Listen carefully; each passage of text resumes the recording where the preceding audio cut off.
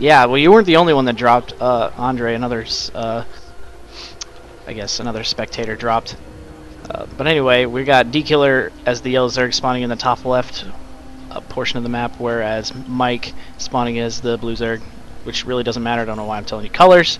In the top right, we are on Delta Quadrant, so you know, open up a map, you know, kind of imagine, see where the players are. Mike actually gonna be sending his Overlord in the right position, across map to see his opponent. Meanwhile, dKiller not going to be throwing his Overlord in the right way, opting to send his Overlord south.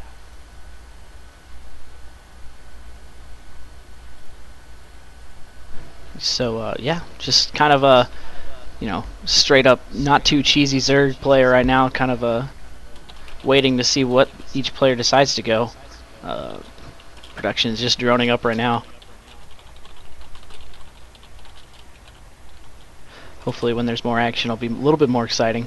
Obviously having something to watch is key here. Both players throwing down their gas pretty much exactly the same timing there. A few seconds ahead for dKiller. dKiller sending a second Overlord to the correct position to where his opponent will be.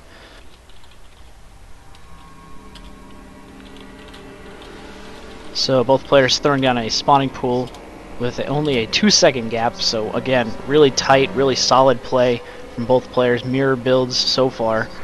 Spawning pool getting thrown down at around 15 population for both players. Still droning up, still getting Overlords. Yes, and if you're tuning in, it's a radio cast. If you guys actually do want to see some StarCraft, be sure to switch over to our first channel, where I'm sure they have something going on there. But if you still want to listen to the exciting conclusion of dKiller versus Mike, GYN, then stay tuned. And actually, yeah, what I believe is that there are other people casting the game as well. You can actually watch their stream, mute them, and listen to Biocast, as Bio is better and the Rush network is also better. So we apologize for the video going down here on my side, getting dropped here. BNet being very picky right now on who they let into games. I got dropped immediately as the game started, and Bio is going to be casting the rest of this Mike versus dKiller.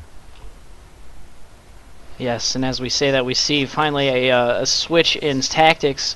Mike opting for the early Roach Warren, whereas dKiller going for the early speed slings and now throwing down a Roach Warren. So I was going to say he was going to throw down some early pressure, kind of doing the opposite of what he, kind of doing the build that he received in the second game, throwing massive amounts of Zerglings. Mike actually throwing down a Spine Crawler in his mineral line, kind of just for defense, throwing down a spawning pool and his Roach Warren, kind of making a choke point in between his extractor and his hatcheries. A few more Zerglings coming in from dKiller, but not going to be able to do much. The Queen's there, the Spine Crawler's there, Roach is popping out now.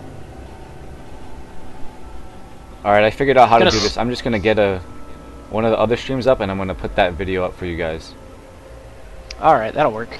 Looking at the units tab, dKiller has only 6 Zerglings as his army, whereas Mike only has 2 Roaches. So kind of both players are just economizing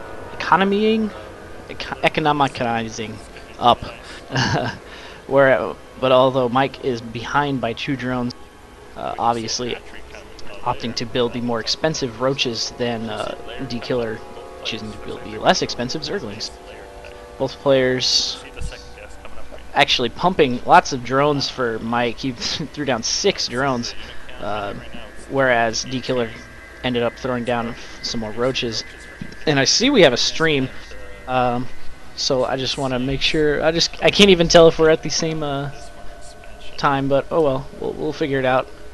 Glial reconstitution being researched for Mike here, whereas dKiller going to be attacking the rocks at his natural, the protected natural in his own base. Gonna be getting that down no problem.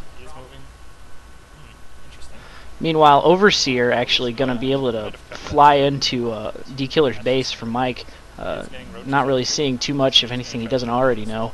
Glial reconstitution being researched for dKiller as well. Just now getting thrown that down. Some more roaches being produced by Mike.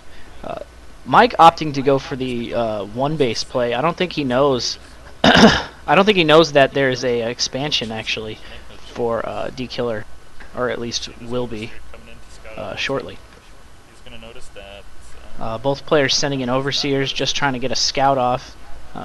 Very good, solid play, trying to make sure they know everything that's going on. Overseer from Mike gonna finally see the expansion, so he knows that's going down. Sending out some roaches across the map to see what he can do with those. I'm gonna take a look at the army tab here real quick. 6 Zerglings, 6 roaches for dKiller, whereas there are 12 roaches for Mike. So I definitely want to give the army advantage to Mike. Although the ramp, the roaches are actually going to be forcing themselves up the ramp. Moving, trying to get a micro in there. dKiller actually doing a nice job of focus firing now. dKiller though does not have nearly the amount of roaches that Mike has. And with the advantage, Mike is going to be able to push in here. The 4 roaches left are going to be running for their lives, pulling drones. dKiller is. Mike just going to be able to kite these drones easily, picking off lots and lots of drones. He now has the drone advantage, 19 to 22, picking off even more roaches, focus firing them down. And now the roaches from Mike, there's 3 roaches left, still picking off drones. No units yet for dKiller. Lots of Zerglings actually being made. Just kind of panic Zerglings because he knows, oh, there's the GG. So yes, there's the GG from dKiller. Mike ended up taking the series 2-1.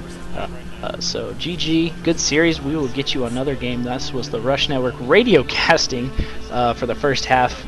And I guess you're going to be able to see the stream here finish up in about a good another minute or so.